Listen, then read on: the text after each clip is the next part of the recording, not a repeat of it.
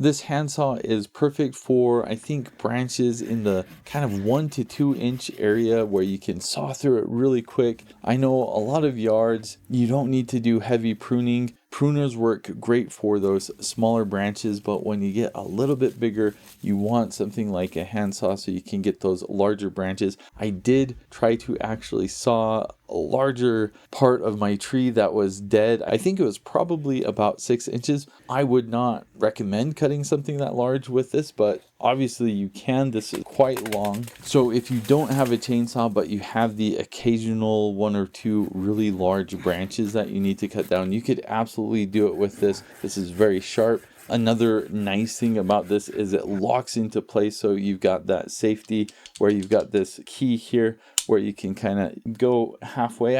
I don't know why you'd want to go halfway, but you can, or you can go all the way in like this. This was sent to me so I could make this video. I've really enjoyed using it. I do use chainsaws, I do use hand pruners, but this is one of those things where it's just nice to get those kind of in between things where I don't want to go through the effort of busting out my chainsaw, worrying about the chain falling off or anything like that. But I have branches that are just too big for the hand pruners. The other really nice thing about this is you can take this camping if you need to, or if you're a park ranger working on a trail and there are things on the trail, you can bust this out, clear things off. Don't have to take up a huge chainsaw. You can just put this in a backpack. Not super heavy and certainly doesn't take up a lot of room. Has a rubber grip on the handle, works really well.